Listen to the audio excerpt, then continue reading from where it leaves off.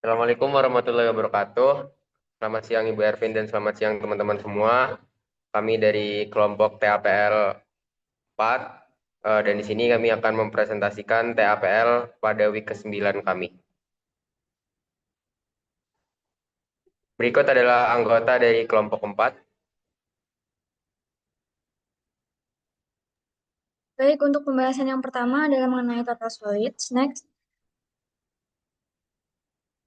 Untuk total solid sendiri adalah jumlah seluruh zat padat organik maupun anorganik yang terdapat dalam air, baik yang tidak larut maupun yang larut.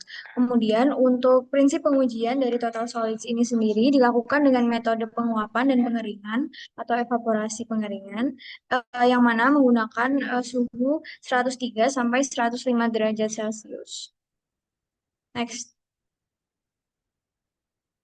Untuk tujuan dari analisis total solid sendiri, salah satunya adalah untuk menentukan jumlah keseluruhan padatan, baik organik dan anorganik dalam air atau limbah cair. Kemudian untuk faktor yang mempengaruhi hasil pengukuran total solids, diantaranya yang pertama ada suhu dan lama pengeringan, yang kedua ada volatilitas bahan organik, yang ketiga ada kehadiran garam higroskopis, yang keempat ada homogenisasi sampel, dan yang kelima ada jenis wadah dan penanganannya. Next. Kemudian salah satu studi kasus dari Total Solids sendiri ada di Sungai Gomati yang terletak di India. Nah, di sini tuh terdapat beberapa aktivitas manusia seperti pembuangan limbah rumah tangga ataupun industri yang menyebabkan penurunan kualitas air secara signifikan. Dan next, lokasi penelitiannya itu ada di 5 titik sampling di sepanjang aliran Sungai Gomati. Untuk waktunya sendiri adalah di musim kering dan salah satu parameter yang diuji adalah total solids dengan metode gravimetri. Next. Kemudian dari hasil eh, studi kasus ini didapatkan nilai rata-rata total solidsnya pada sungai tersebut itu adalah 98 miligram per liter yang menunjukkan adanya beban padatan cukup tinggi meskipun masih dalam batas toleransi air kelas 2 sampai 3 berdasarkan WHO. Untuk secara keseluruhan, sungai ini dikategorikan tercemar ringan hingga sedang dengan kontribusi besar dari limbah domestik dan juga pertanian sehingga diperlukan monitoring berkala untuk pengendalian pembuangan limbah untuk mencegah kondisi menjadi lebih parah. Oke, kemudian yang kedua yaitu total suspended solid. Nah, untuk TSS sendiri yaitu merupakan jumlah keseluruhan partikel padat yang tersuspensi dalam air, baik berupa bahan organik maupun anorganik yang tidak larut dan dapat disaring menggunakan kertas saring. Nilai TSS sendiri biasanya dinyatakan dalam satuan miligram per liter dan digunakan sebagai indikator tingkat kekeruhan serta kualitas fisik air. Untuk metode dari pengujian TSS sendiri ada dua, yaitu filtrasi, kemudian yang kedua yaitu pengeringan. Adapun peran TSS dalam penilaian kualitas air yaitu yang pertama menjadi indikator utama tingkat kekeruhan air, mengurangi transparansi air, menghambat proses fotosintesis maupun mempengaruhi keseimbangan ekosistem perairan dan menyerap serta mengikat zat pencemar. Kemudian dampak TSS terhadap lingkungan perairan yaitu menurunkan penetrasi cahaya matahari ke dalam air, mengganggu keseimbangan ekosistem perairan, menutupi permukaan dasar perairan, meningkatkan suhu air, dan mengganggu proses respirasi ikan dan biota air. Adapun studi kasus untuk analisis TSS sendiri yaitu berada di Laut Senunu yang terletak di wilayah pesisir Nusa Tenggara Barat. Untuk lokasi penelitiannya tadi terdapat di Laut Senunu, kemudian untuk waktu pengambilan sampelnya dari periode tahun 2003 hingga 2013, dan parameter yang diuji yaitu TSS atau Total Suspended Solid.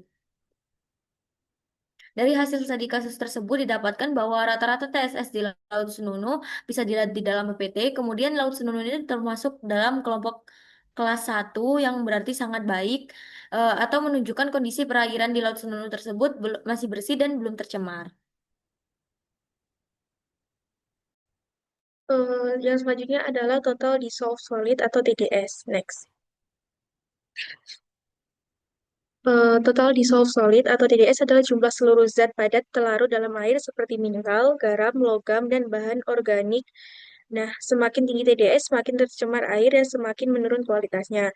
Nah, sumber TDS ini bisa berasal dari alam seperti pelapukan batuan, dari bahan organik seperti daun dan lumpur, serta dari aktivitas manusia, misalnya limbah industri dan pertanian. Next.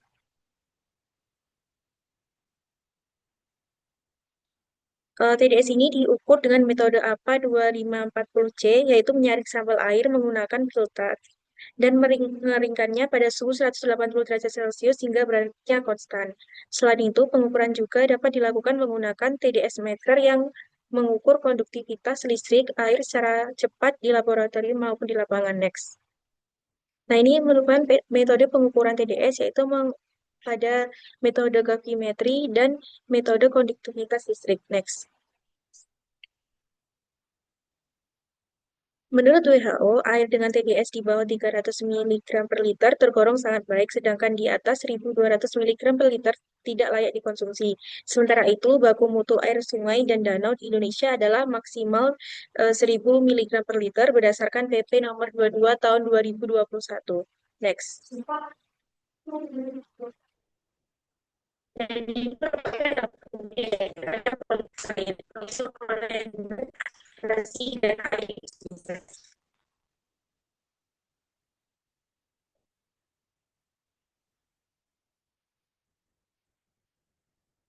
Dan ini merupakan studi kasus untuk TDS, yaitu dengan identifikasi masalah, yaitu limbah tahu yang memiliki kadar TDS yang tinggi, dengan eh, metode pengukuran, yaitu secara gravimetri menggunakan biofilter kerikil abu vulkanik hasil erupsi gunung berapi. Next.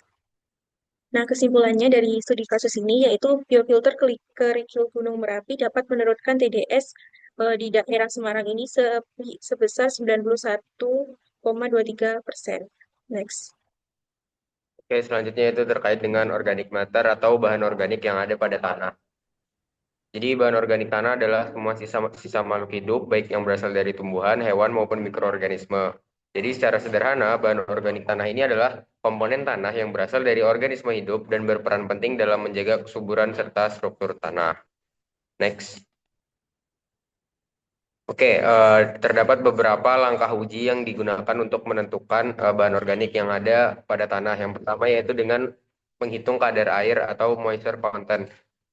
Dengan metode gravimetri yang umum digunakan yaitu dengan prinsipnya menghilangkan massa sampel setelah dikeringkan pada suhu tertentu. Berikut rumus yang tertera. Next.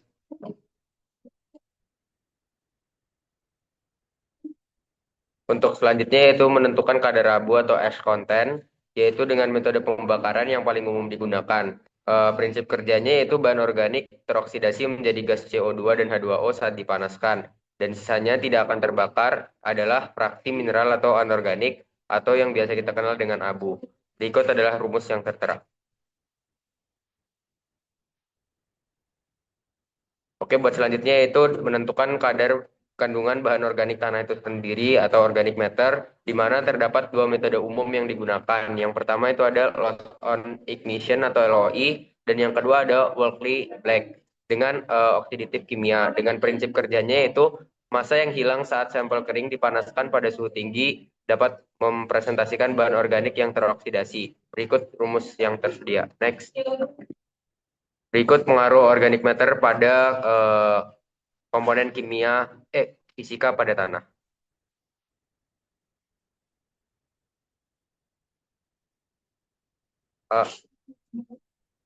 Berikut pengaruh organic matter terhadap komponen kimia pada tanah. Dan berikut pengaruh organic matter pada komposisi biologis yang ada pada tanah.